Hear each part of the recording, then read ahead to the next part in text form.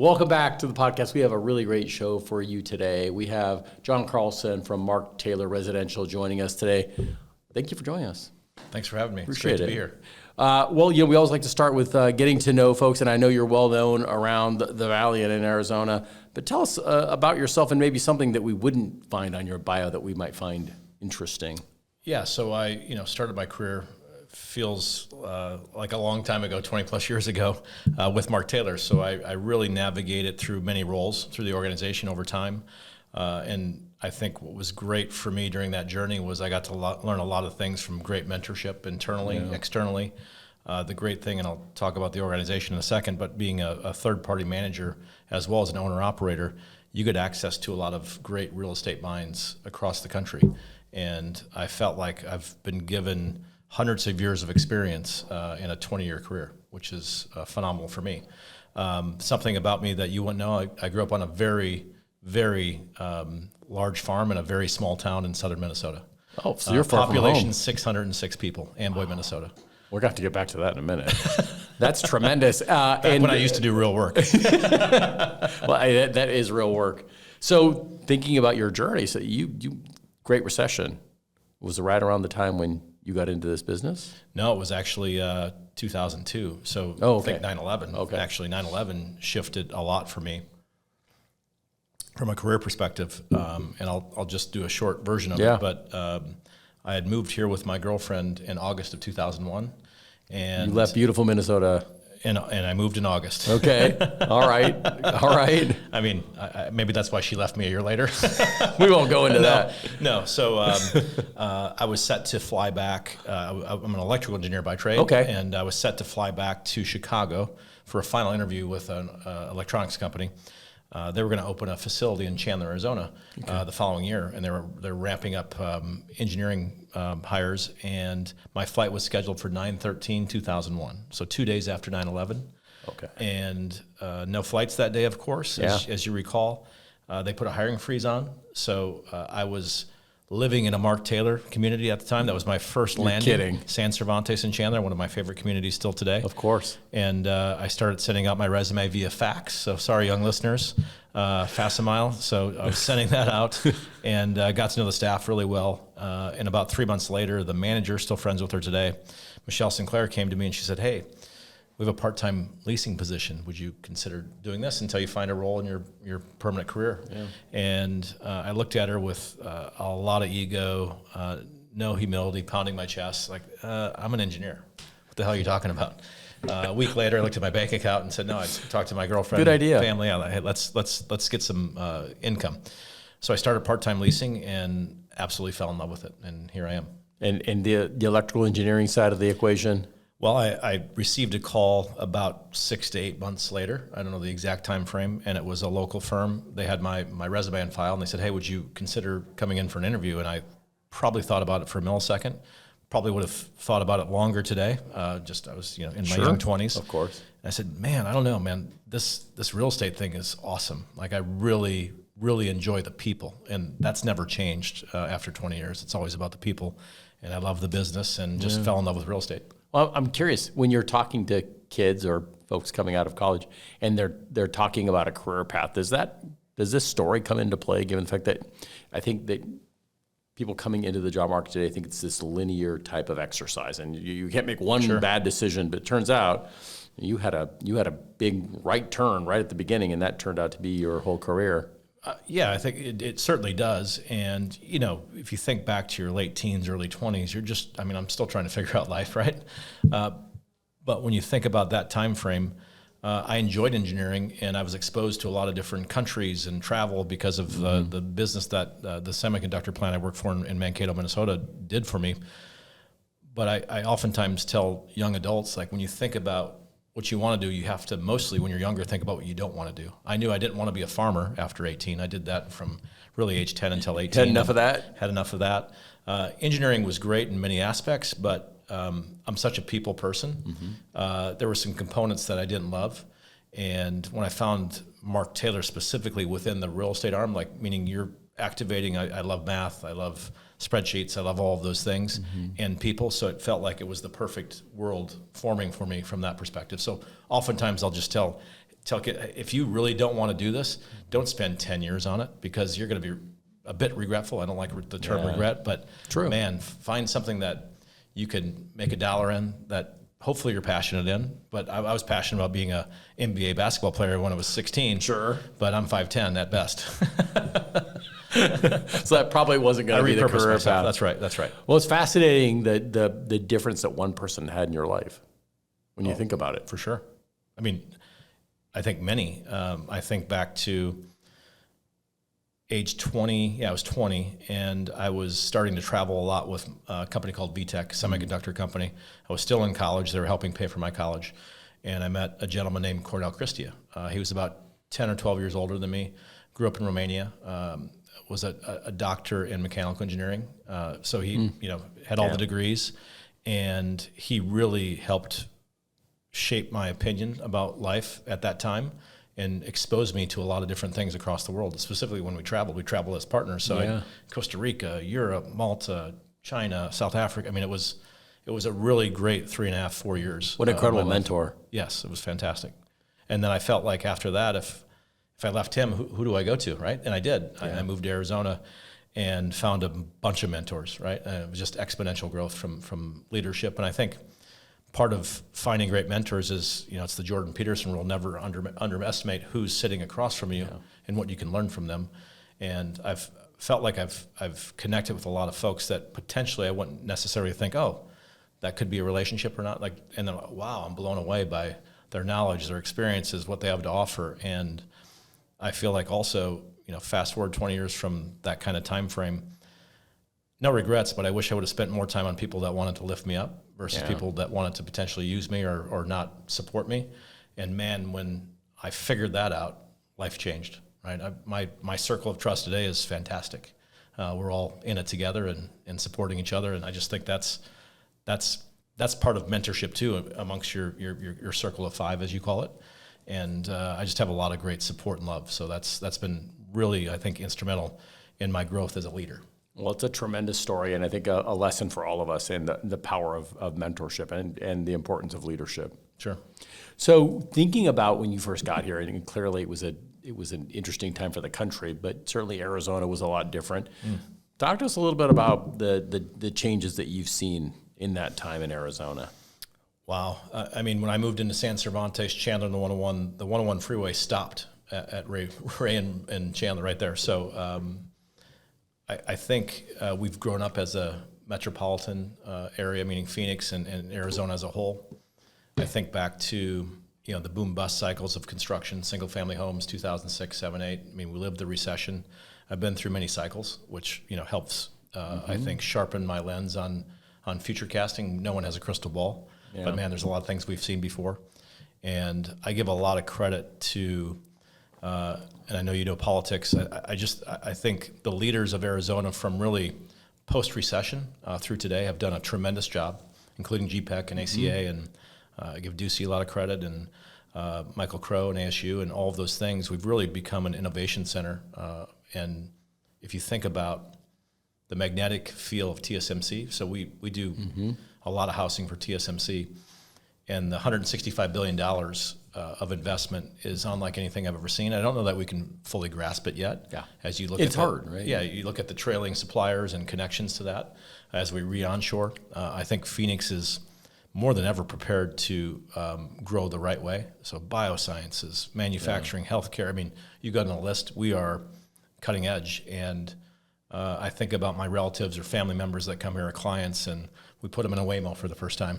Yeah, isn't that great? Yeah, and they're videotaping themselves. Like, we've been doing that for a few years now. But so yeah, I think we're structured in a way that can really drive us forward. I think there's been some mismessaging around water, not to get into the water Correct. topic. No, it's true. It's always a concern for sure. But making sure that everyone knows we're open for business and we're ready for it. And a lot of people attribute that to an intentionality around what we needed to do for instance, after the Great Recession, to really focus on certain key industries, to your point, advanced manufacturing, certainly healthcare, financial services. What about your industry in particular? How have you seen that industry develop over that time frame? I think post-GFC, if I think back to 2009, 10, 11, it's actually when we're very data-centric as an organization. So a lot of credit to two of my main mentors, Jeff Mark and Scott Taylor, that formed our company in 1985. But they had the fortitude, the willingness, the data, the willpower to convince some banks to loan them construction loans in 2010 and 11. And we were the first out of the ground post GFC, and we were building as fast as we could because the market allowed for it, and the metrics really were flashing green. Were the banks there for that, though, or did it take some convincing? It did, but if you get Scott Taylor in a boardroom back in the day, it's pretty convincing, along with Jeff. So I think, we were early in the cycle in a good way. You want to be early when you're developing. We were undersupplied drastically as a market. Additionally, I felt like the quality of product and the location specifically post GFC, so really 2011 through today, you have a really dynamic set of multifamily assets. That includes BTR, which really kind of took flight in 2016, 17, 18. We leased up the first Christopher Todd community out in Surprise in 2017. And we could lease it as fast as we wanted to. I mean, it was just, there was so much demand and undersupply, specifically in the West Valley. So I think if you look at the construct of what we have today, you have tremendous assets, high quality living, which factors into low turnover. Like you get some really nice units, some great amenities. And of course, today you get a lot of concessions and lower rent because of the supply, but well-located assets in a multitude of different great submarkets. I think that's helped transform the multifamily space. We were really just very low density, garden style pre-2008. So today we have mid-rise, high-rise. We really went from 15 to 20 units an acre to 40, 45. It was much different density than we'd had in the past. Completely different, right? Yeah, you had a lot of the AJ Spanos and Evans Withacombe, Mark Taylor, garden style stuff. So we stuck with what we knew, and still today build garden style 2- and 3-story walk up. But man, the acceleration of quality across the platform has been tremendous for renters. Is the technology in construction, you look at, for instance, you think about Moore's Law, right? Mm-hmm. And that every 2 years, essentially, it reinvents itself. And some of these industries reinvent itself. But if you look at, building massive properties, it seems like some of the old school methods are still what we're relying on in many ways. How is technology coming into play?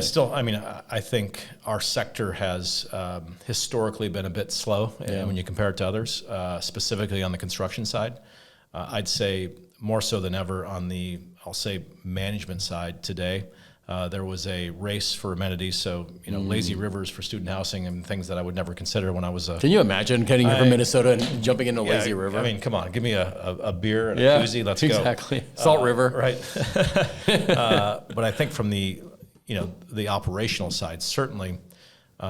Technology kind of spun on its head in 2020 with the introduction of COVID, including self-service. And I think how we operate today is so different than 2020. And I'd say from really 85 through 2018, 19, it was mostly the same traditional model. Okay. So it's really flipped itself on the head. I would not say it's accelerating as fast as AI, which nothing is. No one can even, there's no shot clock or kilometer. You can figure that out. The speed's exponential. But I think it's allowed us to shift our thoughts around how do we service our communities and our residents in a 5-star manner. And certainly it's accelerating in good ways. We're still not on par with certain other sectors, but we're catching up. So thinking about your journey, obviously starting out when you did in that place where you lived in Chandler, all the way through to today, how did you end up in your position, starting out as a part-time leasing agent? I mean, there's always a lot of luck, as you know, true. And everything. And I'm grateful for all of the opportunities I've been given. I certainly wasn't perfect. I made plenty of mistakes. But I think I was always at my core about the people of our organization, which dotted line to our residents and clients. And I think work ethic always matters. And being raised on a farm, working 22-hour days. There's no choice. No choice. And, when the crops are ready to be harvested, that's what you do. So I think I really honed my skills through great mentors. And I think even going back to when I was first a manager on a community back in 2003, San Simeon and Ahwatukee, we were working with UBS, one of our first third-party clients at the time. Lainey Miller, God bless her, she's amazing. She was, I think she was SVP for UBS West Coast. She had 26, 28 assets, 8 to 12 management companies. And everyone internally told me, hey, don't work with her. She's tough, right? So go take the easy route. And life's about forks in the road. I'm like, well, let me talk to her. Like, at least, I want to see if there's a fit. So we spoke for an hour. I told her I wanted to be the best manager that she's ever worked with, and she chuckled in her snickery voice. And she's like, well, we'll see what you're made of. So I accepted it, and she taught me so much in the 2 years I was there, year and a half. And I felt like I took that element of connection and understanding, and I said, okay, I want to make sure I'm focused on these third-party clients. I want to learn as much as I can. And if you go across our spectrum of clients, from institutional clients, JP Morgan, UBS, Goldman Sachs, to mom and pop, well, I've learned a lot. So I felt like I'd accelerated my learning curve. And I always kept people first in mind. And I always felt like we're a service business. Regardless of what we do with technology, it comes down to those human interactions and connections and purpose. So all of those things mattered, and right place, right time, but also the desire to always get better than yesterday and be excellent at every role that I had within the organization. I think what's fascinating about your story is the fact that you are very human-centric, customer-centric. All of those things matter, but at the other side of you really focuses on the data and the quantitative side of these things. So it's almost like you're functioning both left brain and right brain. Yeah, I am a nerd. But you're also really the people side, right? So those two things generally don't live together, but it seems like that's a big part of your success story. Yeah, and I think I've always been described as authentic. That could be good and bad. I'm going to tell you what I think. But the reality of being authentic is that, you help to create connections. And I think what I've always loved about Mark Taylor, even when I didn't really understand the power of it, was the human connection and spirit within our organization.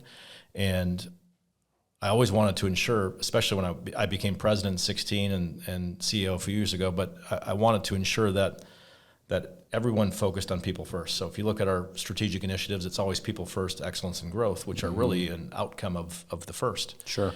And I felt like if we could align ourselves with the best talent, not only in the industry, but outside the industry, just bringing in a talent, the Reed Hastings, if you can attach that great talent with great data, great product, and great people, while the exponential opportunities for your organization would be limitless. And I feel like today we're set up for a lot of success because of those things. And we just have a lot of great humans. And if I spin myself around our new office, which we just opened, as you know, at the Galleria, yes, just a month and a half ago, if I look at each neighborhood, I can say, wow, great person, awesome person, great mom, great dad, great son. I mean, it's just, it's nothing's perfect about our organization, and it never will be, but that's okay. Like we're striving for things that are achievable to some degree. We have stretch goals and all of those things, but sure. I think the human connection matters. I sit down with every new hire group and my senior director, Adam Greco, and I just talk about our vision, our mission, where we're going and the why. I think that's really important. I walk them through our principles. We're a principle-based organization. And I really give them a roadmap for what success looks like. And I challenge them like, hey, there's a lot of opportunity here, but you got to lean in. Like, we're going to give you a lot of tools to be successful, but you have to abide by our principles. You have to find a way to attach your mission statement. We make them do a mission statement if they don't have one in those first 2 days, and attach it to ours. Ours is just to create exceptional communities that invite, inspire, and feel like home. And if they want to build rockets and deep sea fishing, then that's okay, but that's not going to be here. So lining them up with our principles, our mission, our vision, and then giving them the tools to be successful. And if you hire the right people, I think that's a recipe for success. So 2016, tapped to be president and ultimately CEO. Tell us a little bit about that process. And I'm sure that you had to do some thinking about I did. that. I said no. Okay. Imposter syndrome. So meaning Sure, I really sure. hesitated when I was offered the position. Sign of a good leader. Well, am I ready for this? Yeah. Maybe. Am I prepared? Do I know everything? No. But eventually I came to my senses and said yes. And I felt like there was a lot of curveballs the first 3-4 years, then COVID hit in 2020. So, all of those things are just ways to really sharpen your experience and build that it factor. Like, can you? COVID had to really sharpen your experience. It did. I mean, we had to operate with doors locked, and I learned later we can have doors locked. That's okay, because we leased twice as many units as we otherwise would have. So it flipped our model on its head. So yeah, COVID taught us a lot. We've been through cyber attacks and all of these things. So I mean, the reality is that you have to take those experiences with a grain of salt, learn from them, ensure that your team learns from them. Don't lose sight of what you learned and carry that forward. So yeah, 16 was challenging, 17 for sure. And I feel like the more I know, the less I know, as you know. And I feel great about where we are as an organization today. But man, yeah, I wouldn't want to be me in 16. I'm glad I'm me today, even though there's just different challenges. Well, clearly you had great connections within the organization, but when you move from sort of rank and file to the president and the CEO, it can be a little lonely. It's different because your your peers were no longer your peers. That's right. How'd you handle that? I think creating a clear set of standards and priorities matters.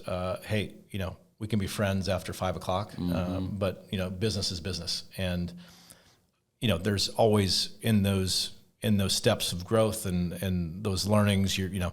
There's those moments where like, yeah, we've been buddies, but this can't happen anymore, or you're going to have to move on. Things like that, and I think I've always been fair, and I think aligning the organization with a set of principles allows you to not only demonstrate them on a daily basis, but also hold people accountable. And one of our principles is take extreme ownership. And if someone's not doing that, it's very obvious. And I think for a brand new leasing consultant coming in at age 22, as an example, sure. If I walk through the 5, be transparent, be better than yesterday, choose the right attitude, do the right thing, and take extreme ownership, they're like, okay, that's a framework for me. I know tomorrow when I show up at my community XYZ, I know how I have to act. And I think the best thing about our set of principles, I wrote every word, the best thing is that the people that self-select are the ones that don't do those things. And it becomes very obvious. It's the weed. Stand out. It's the weed. I'm using farming analogies, but it's the weed in the cornfield. Like, it's okay, it shouldn't be there. And that's okay. It's not the right place and time for them. So, abiding by those things, setting the right standards really helps elevate our brand and our teams. There's a quote that you have, let's see, where is it? People don't resist innovation, they resist being told what to do without being heard. Mm-hmm. Would that be accurate? Absolutely. So what I also, in my day one conversation, I'll just say, look, you can walk into Mark Taylor, and for the next 3 months as you start your journey, you can collect a paycheck, go to work every day, punch in, punch out. I said, but if you really focus on your personal mission statement, you attach it to ours, there's an opportunity. And if you remember and I always butcher his last name, Hubert Jolly used to run Best Buy. Mm-hmm. He wrote the book about human magic, and he talks about the element of purpose. And it always that book resonated with me because Best Buy has blue shirts. We bleed blue. We're Mark Taylor. It's our color. And I always felt like if you can connect to an organization, network, meet people, create relationships, you can create purpose. And when you have purpose, as you know, purpose accelerates everything about what you do in a positive way. Gives you context. It gives you context. It gives you connection, especially if you have a culture that, and culture is so important, but if the fabric of your culture is strong, I believe that individuals will do way more to support the person next to them, right and left, because of that fabric dynamic and the purpose. And when you do that collectively, wow, again, I'm not going to say exponential again, but it really elevates the organization. Mm-hmm. And I feel like that's the culture is the linchpin of the organization, and it keeps us in low turnover, keeps us moving forward, it keeps our objectives strong, and we're never resting on our laurels, being better than yesterday. We had our clubhouse chat this morning, which is a monthly meeting we have with our entire company. So obviously with 140 properties, it's on Teams. Substantial. But it started in COVID because we were lonely, right? Yeah. Loneliness was a derivative of COVID. So of course it's evolved. It was just me blathering for an hour at the time, but we've evolved it, and it's very structured, but we go through a principle of the month every month. This morning was Be Better Than Yesterday, and I showed a short clip on Kobe Bryant. And if you remember the Black Mamba, that guy's desire and willpower was amazing, but he shared Chris Williams from Modern Wisdom podcast shared a clip on his social media post right after he tore his Achilles in 2013. And he walked through the journey of pain and suffering, but said, I'm ready to take on a bear. I'm going to get back to where I was. And I mean, that's being better than yesterday, even when you get pushed back and knocked down, right? So understand yesterday was a baseline. Today is the opportunity to push yourself. It could be small things. I'm not asking my employees to swing for the fences, but have a little better conversation with your residents, right? Do that work order a little faster. Be a little bit more professional. Act 5-star. So being better than yesterday is really at the core of my being for myself and the organization. When it's it's a battle, even with yourself. Constant discipline. Right. At the 40th anniversary, I believe you also did something different. You formed a C-suite to help manage the organization, given the growth. Tell us a little bit about that thought process and how's it worked out? I think it's gone well. Creating a C-suite and a board of directors was really a lot about thinking from an infinite journey perspective. So the Simon Sinek infinite game. We really want our organization now in year 41 to be in business 50, 60, 70 years. We have great leadership in our community, yourself included, and there's no desire to sell the company. I mean, Mark Taylor is part of the fabric of Phoenix and Arizona, and succession planning matters. So I wanted to create a board and really restructure our org chart so that we had opportunities for next generation to see opportunities ahead. And as you know, the younger generation, what's next? When's my promotion? When am I going to be CEO? Which is okay. I mean, I love it. I mean, demanding of themselves and us. So I wanted to make sure the framework for the organization was ready for that. So looking at our number 2s, our number 3s, our young, we have a lot of really talented 30 and 40-year-olds. And as I tell them, the board is, our average age is 50. That's not old, that's not young, but it means there's a lot of opportunity ahead for you all when we get to years 50, 60, 70. So that was the kind of the genesis of that. So I always refer to my board as a group of benevolent critics. Like they're on my side, but they're also going to make sure that there's a mirror. That's right. That I can look at to really understand what's working, but also what's not working. How do you use your board? Well, it all starts with trust. So I focused a lot of time and effort. I have a great executive coach, Christina Howard, and we talked a lot about formulating trust initially, right? So we worked together, but now as a board, now we have the responsibility to endeavor this organization forward. So we're going to have to, in those moments, those 2-hour board meetings, challenge each other, right? And it gets intense, and that's okay. When we walk away, hour 3, we're back to having coffee and we're okay, but we're going to push back, and it has to be to me too. Like if I'm getting a lot of yeses, that's a problem. That's a bad because I don't know everything. I agree. Another sign of a good leader that wants that feedback and that is willing to take it, even if it might hurt a little bit. And the other 5 board members have very different dynamic personalities, but one thing is that's a common thread, or 2 actually. They love the organization and they're very humble. So humility matters a lot to me. Which allows you the opportunity to assess yourself and grow. Ego's the enemy, as you know. So being a humble board really allows for great things to take shape. I think I know plenty of people in the ego world, and man, when you challenge them or you have a better idea and it doesn't fit their ego, that gets shoved off the shelf. Doesn't go well. Right. So, I'd be remiss if I missed out on all of those great opportunities or ideas because it was someone that wasn't a board member, brand new leasing consultant with great ideas. If it fits with our strategic initiatives, let's roll. Yeah, it's much easier to just go hire a bunch of yes men that would just tell you yes if that's what you want. Right.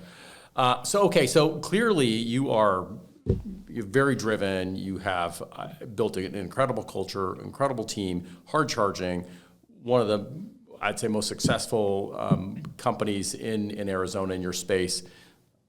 What about work-life balance? Does that exist for you? Well, I was mostly single my entire career until I met my current wife in 2015. She moved here in 2016, so ironically, I became president that year. So you had a little change that year, didn't you? Life throws you curveballs, right? Find the love of my life, but also now I'm challenged with this new role. Guess what? I'm swimming on both sides, and created a great stepdaughter for me, Lillian. So it really challenged me to figure out efficiencies around both sides, and what Christina, my executive coach, has challenged me to do. Like I used to set, it was all like, what are my goals this year? Financially, work, business. It was all Mark Taylor real estate. And she's like, what about your personal side? Oh, well, I want to stay in shape and work out and, take trips. And she's like, no. what are your specific personal goals with your wife and your daughter, she really your family? So really challenged you. Helped, I think work-life balance can be overused, as you know, but really challenging me to focus and lead on that side too. So as one example, I adopted our work principles into our home life. So we abide by those 5. And there's nothing more satisfying than having a 14-year-old challenge you on principles like, hey, why are you crabby today? Choose the right attitude. So I've unleashed some weapons on myself. You built that. Yeah. Well, and it is important. It's good to see that that's something that you focus on. What about for your team? Do you remind them of that when they build out their goals or their personal statements? Absolutely. So we're very focused on one-on-ones. We have individual and company, I'll call them BHAGs, so big, hairy, audacious goals, as you're aware. Yeah. And it's funny, when I launched that a few years ago, and people are like, what'd you say? Like, big, hairy, audacious goals. It's been around for a while. But it's not just work related, it's also personal. So, we talk about those things individually as a collective. And I think we spend a lot of time on the personal side. I'm playing pickleball. I'm not very good and don't play much, but I'm playing pickleball with my CFO and one of her sons and some other members of the team this weekend. So just, engaging, spending time in the real world. It's not just, it's just not move-ins and move-outs. It's not just building, sticks and bricks. It's about that human connection. And we spend a lot of time together. So, it's our work family. Let's take advantage of it. Well, and I think you mentioned those folks that are coming into the industry and succession planning. It's important that they see your example, that obviously you have a lot that you're focused on at work and that you have to deliver on. That doesn't change, and you have your principles, but you also have to balance it out. Yeah, and I think what I've learned too, so you can have you can have a vision statement or mission statement on the wall, but your actual leaders have to live by it. And, we've had leaders in the past compromise that. They had to go. But I think of our leadership today, post-COVID, and wow, what a stable group. Stable in terms of that they're in it to win it with Mark Taylor, but they're not going anywhere. And they're thinking about our BHAGs and our 2030 Plan B operational goals. And it's just exciting now because I feel like we have the flywheel effect is happening because everyone's on the same page. And I think when you have clarity in the organization with leadership specifically, that's how you get things moving in the right direction. If there's siloing and people are, there's differences of opinions on the long-term objectives, that's an issue. Now, we can challenge each other, of course, but at the end of the day, we're going to agree on direction. Once we agree, we're moving forward. We're not changing course unless it's necessary. Right. So let's pivot a little bit. You can't go anywhere, in the country, but certainly here in Phoenix, without people talking about housing, the cost of housing, of course, availability of housing. Give us your sense for what's happening in the industry and in our communities, and then we can get into where Mark Taylor is. I mean, certainly affordability is if you do Google searches, affordability I think is top 5 this first quarter of 2026. But when you think about affordability, Phoenix Metro is still, and the local Phoenicians might send me some hate mail, but it's still relatively affordable when you compare it to the other top 30 metros. We're about 17th out of 30 in the country for affordability. Where would 22-year-old John Carlson be in terms of being able to afford I'd be with property? 2 roommates and hopefully getting a leasing consultant discount. But it's still doable. It's still doable, yeah. So, do I have to live in a Class A luxury? Probably not, especially if I'm trying to scrape by. But I think the thing that gets missed a lot, and you'll hear politicians say, we need more affordable housing. I understand what that looks like from a time, cost, structure. Reed Butler Housing, great, another mentor of mine. He builds 90 units, but it takes as much or more work and time to build 90. We could build 300 in less time at probably a more affordable cost. So when you look at the overall supply of the market, we've just gone through the most supply ever since 1986 and 87. And what's that produced from a rent or effective rent level? Well, rents have gone down for 2.5 years continuously. So that's great for the renter. Our average house income to rent ratio today for Class A, our managed deals, is about 18%. So if you think about the numbers you hear, 30%, 50% in big metros, New York's of the world, San Francisco's, that's still relatively affordable. And I think what people underestimate when they say affordable housing, well, there's a term called filtering. So when you look at Class A, yes, most of the deals being built are Class A luxury, but that filters into B and C because you have people that are at the very edge of maybe top B and they're saying, you know what, I got a wage increase, I want to move into a Class A, so they move up. And if you look at the top 20 metros in the country that have the highest supply, 19 of them have B rents going down and C rents going down. It's always filtering. So it's a cascade effect. It's a cascade effect. So the more units you build, in terms of oversupply, you're going to create lower rents for individual renters, which is, it's tougher on the NOI, but it's great for the renter base, which I like. So are we in a good spot in terms of supply? Or are we oversupplied? We are oversupplied about a year and a half right now in multifamily. Okay, and do you see that as a point of exposure for us economically? I think it's temporary, and our demand's been incredibly strong. You'll get misled a bit in the press about absorption records. Well, that's because we've delivered more units than ever. So when you have 1,000 doors open versus 10 for a concert, everyone gets in the concert in 5 minutes with 1,000 doors open. So demand's been incredibly strong. There's still a lot of Gen Zers moving to Phoenix and young Gen Xers. U-Haul, I think we're still number 5 on inbound. So there's a lot of data points supporting Phoenix, and it's kind of, I'll allude to Denver in 2015. Everybody wanted to move to Denver. And I feel like there's a lot of momentum for Phoenix. Austin's been, I'll say, a bit overcrowded. And so when we look at our metrics from our marktaylor.com website, number one, searches are always from California for obvious reasons. Thank you, California, for all that you do. But second is Austin, which is interesting. And I think, pricing got out of control. Now the units have really accelerated. So they're slightly ahead of us in the supply cycle. So their rents are down 20% in the last 2 years. So good news for Phoenix. A lot of people still want to live here. It is good news. And you mentioned TSMC, $165 billion deal. Cumulatively, I think semiconductors is contributing about $210 billion. What does that impact not only on Mark Taylor, but just on that sector of our economy? I just think it's such an important arm for us. And when you think about where the economy is going, a lot of it's AI driven. Chips, right? It's the 6th C in Arizona, as you know.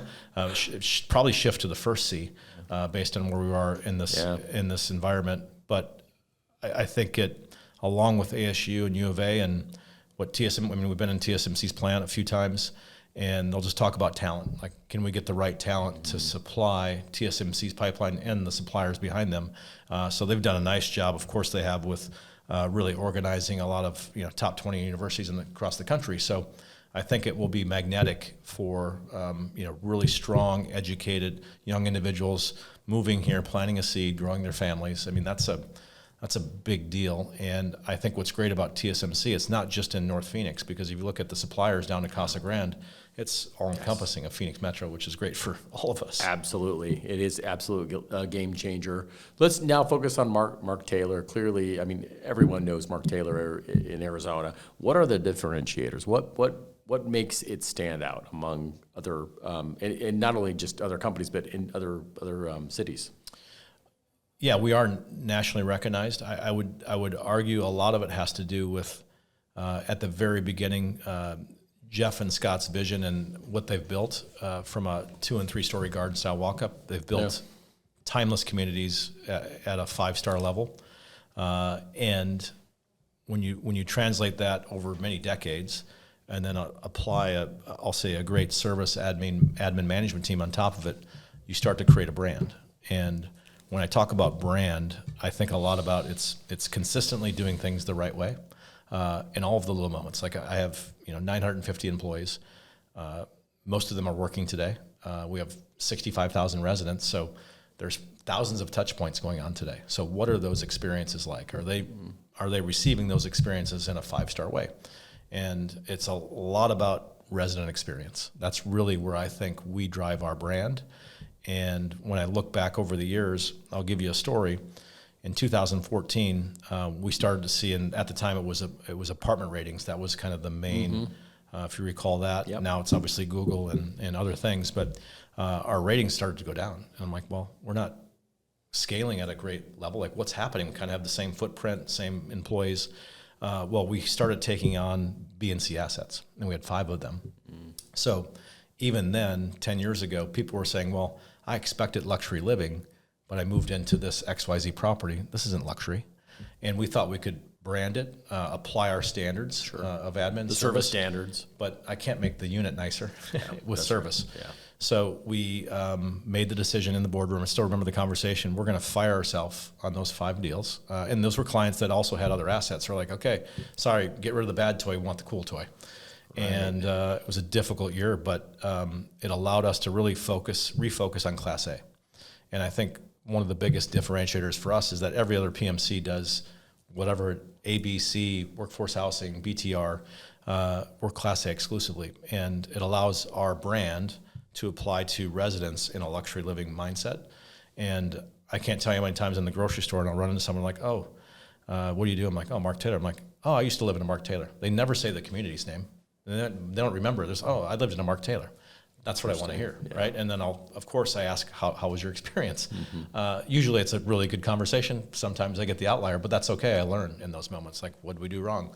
How can we get better? So I think that's a big piece of it, but it's ensuring, and today we're hyper-focused on 5-star. So it's the, you go back to, and I think a lot about the great hoteliers. I think about Isidore Sharp with Four Seasons and Caesar Ritz with Ritz-Carlton.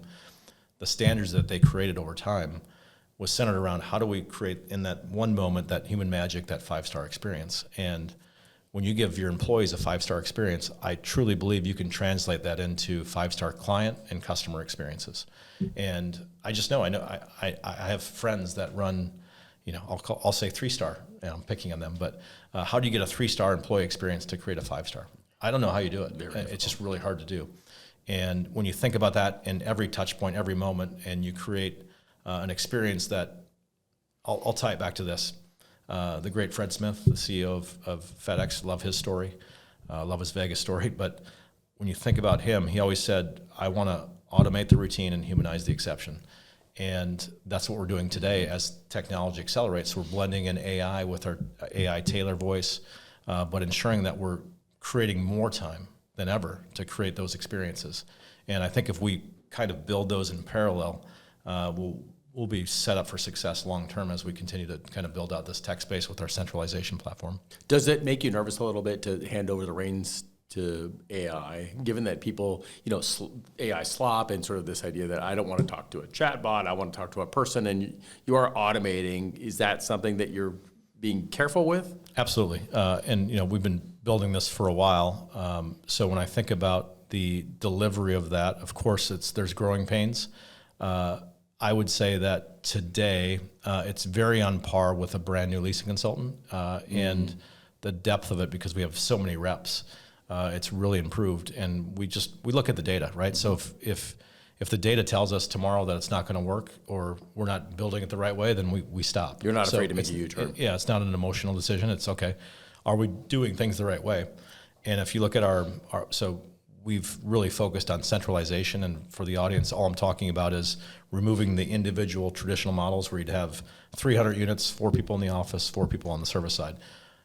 It's a real inefficient model. So taking advantage of technology today, which is also like we couldn't do a lot of these things even 5 years ago. So taking advantage of knowledge and our depth in the market, knowing that we have 5 properties on baseline. Well, we can use that labor and accelerate efficiencies. Tony at San Palmia might go down to San Paseo and fill the void for a full day of service. So maximizing the efficiencies, creating all of those things through centralization. That's how I think we can get to the next level. But you can't just throw technology at something. And we've talked a lot about this. I mean, a lot of companies are just tech stack after tech stack after tech stack. You're like, oh my God, I don't even know what system I have to log into for this. So really, we're trying to trim that and be efficient with those processes. But again, it comes back to those human experiences and ensuring that we're not getting over our skis on AI. But the 2025 data for our centralized platform, 52% of our leases were through virtual tours or self-guided. That would be unheard of 5 years ago, right? Because everyone had to have a leasing consultant holding their hand. And I equate it to like, if you walk into Nordstrom's, do I want to walk around with someone the whole time looking at shoes? Not really. Like if I need you, here I am. Right. So we're really focused on the immediate needs of the residents. So if they want to text us, they can. If they want to talk to AI, they can. They want to talk to a human, they can. All of those things. But it's speed, it's consistency, it's discipline, personalization, and trust. So you look at sort of the history of business in the last 100 years, and some of these large companies like Sears Roebuck, when they had their catalogs, that was cutting edge. Yes. And today they don't exist anymore. Right. You mentioned Best Buy, Circuit City. I mean, they were cutting edge. They're gone. How do you ensure that you're staying ahead of the, I don't want to say arms race, but essentially, yes, you're an arms race to make sure that you are at the edge so that you are consistently that 5-star company? I think it's listening, right? So understanding what residents want, trends change. Before COVID, I would be concerned about self-service. Like, I don't know that someone wants to, like, they feel like this isn't a luxury experience, but now it's like, no, it's demanded. And I realized that when my mom, in her late 60s, was texting me and asking me about self-guided tours. Like, okay, my mom gets it. All right, we got to get this moving forward. So I think listening, not over moving into certain categories that could be just a flash in the pants. So just thinking about our strategic focus, centralization is a piece of that. I know that will work long term, unless we went backwards to the Stone Ages in technology, and we're just scratching the surface on what those technologies will bring. So I feel really good about the centralization and consulting side of the business. And what it allows us to do is take great humans, great trained individuals, talented folks, and apply that to the experience side. And that's what I want. I want, forward-facing people that are really good with humans, interacting with them, and all of the stuff underneath can be handled by AI, technology, different services. So the soft side of that, obviously, is the people, but there's also amenities. I mean, thinking back in the day, a tennis court and weight room, and you were really great. Yes. How do you keep up with that? What are some of the things that are coming down the pipe? I would say the amenity race has kind of calmed down to some degree. Interesting. And if you look at every year there's annual surveys, and we do our own. It always comes back to, I'll say, fitness centers. It comes back to things that you'd always consider pools. So fitness center pools. And now I'd say it's almost a third utility. It's really, can I get great internet connection in my home? That's got to be. It's a big deal, huge. right? I mean, it's almost as much demanded as having fresh water, right, and electricity. So that's kind of where it is. So understanding those platforms, which are, of course, more expensive as you invest in your assets. Okay, what am I gonna add to my community? So we're going through this with smart home technology. So ensuring a resident, this is on our owned assets and others, but ensuring that they have a smart thermostat, a smart lock, carrying a physical key. Does a Gen Zer want to do that? Absolutely not. So ensuring that we're also keeping up with just the basics of kind of the zeitgeist of today. No one wants to carry a key. Send me a code. So getting owners on board with that might be 75 and have always had a key. Like, why do you need to spend $1,000 a unit on that? I'm like, well, that's the expectation. So not getting behind and not maybe getting too far ahead. So mostly on tech is where you're saying mostly tech, the expectations, not necessarily pickleball courts. Pickleball courts are probably the most active from I'll say a remodel perspective. So if there's tennis courts or volleyball courts, they're coming out. It's pickleball. So looking ahead, next 12 months, what are you looking? Well, at? for the market specifically, we're still trending down. So we're expecting to bottom Q3 and Q4. That's probably exactly right. Certain submarkets will heal better than others. The West Valley has a lot of supply. I could show you some interesting maps, but really Goodyear, Avondale, kind of ground zero. Drive there, there's sticks and bricks everywhere. Downtown's also drastically oversupplied right now. So you'll see the traditional strong East Valley submarkets heal faster. 2027 will be the year that things start to settle down and recover. Green shoots, I call it. 28 will be much better for the entire market. And I think for us, we'll continue to focus on our core BHAGs and strategic initiatives.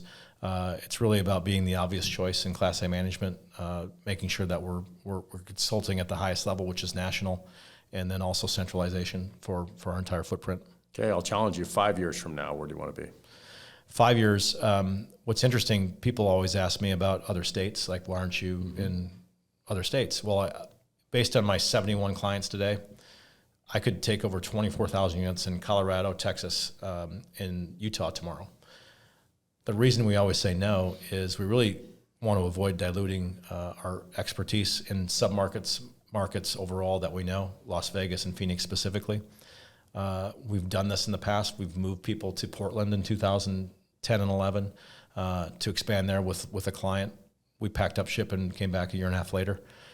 It wasn't right for us. We were just everybody else. So I truly believe, and this is an analytical decision, we have plenty of business to be had here in Phoenix and Las Vegas, and that can expand into other parts of Nevada, Reno, Phoenix, south to Tucson, Flagstaff. But there's ample business here from the Class A space. We don't need to go to those other markets, and it's more for us about creating more depth in these markets. So for me, we have a long way to go in that regard. We're at 37,000 units today. That's an outcome of doing things the right way. Yes, we have targets, but really doing things the right way, ensuring we're creating 5-star, ensuring our residents and clients are satisfied. That'll be the focus. I'm curious, you obviously own the Class A space, and you mentioned buying space that wasn't necessarily Class A and trying to sell it as Class A, but given that you do it so well, you understand service, had you ever thought of going below Class A and applying the standards, not selling it as Class A, but really applying your standards and what you do from the Mark Taylor perspective and getting into that market? We've bounced that around, Make it different. Yeah, even throwing in it's a white label, right? Yeah. So we could white label our services and standards. But it's also different to operate. And it also challenges the organization because you have to have a different skill set. Like I might have 3 guys that know how to run a boiler. So there's unique challenges in the B and C space. And what we do from a luxury side, we really try to simplify our services and ensure that it mirrors what our residents demand. Mm-hmm. So I think there would be some disconnects. If we did that, of course, we could break out some things and separate. But I think we're very happy with the niche today. We certainly could if we had to, but not necessary today for the bottom line or from a brand perspective. Sure. So what keeps you up at night? So many things. Legislation, politics, leadership, people that make decisions on behalf of our state that don't understand what we do. So it's a constant education. We spend a lot of time with the Arizona Multi-Housing Association. Good folks. Courtney Levinas is fantastic. Known her a long time. And I think, we're really challenged and fortunate at the same time to have a group like that behind us. There's about 450,000 units within the AMA, so it's the 4th largest affiliate in the country. So we spend a lot of time investing in and speaking with local politicians, legislators. We want to make sure that they understand our challenges. Rent control isn't good. It's actually horrendous. And getting the word out about that, the why behind it, helping them back into those things, understanding when you build a lot of units, pricing goes down for residents. That's the best way. Not bringing in government programs to cap certain things like rent. So that keeps me up. I think the unknowns, AI is at the cusp of changing the world dramatically, as we all know, at an accelerated pace. And I think for us, we want to make sure that we're not missing out on certain things, but also not jumping on a train that goes nowhere. So we're hyper diligent in that fashion, but really just keeping our eyes wide open, understanding what's happening in the macro environment. But I really want to make sure our state, and I think this ties back to you when you're on our podcast, make sure that our state's ready for success long term, and that we continue to support it with the right legislation, the right rules, the right policies, that we are open for business, and that growth is important, and that we will solve the water problem that we have today with the Colorado River and all of the dynamics of that. So we'll see what that looks like over the next 5 to 10 years, but I feel great about where we are.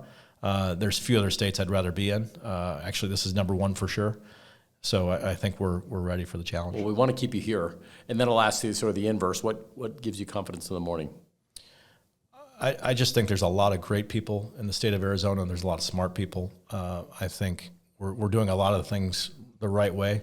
There's no major red flags. There's a big election this year.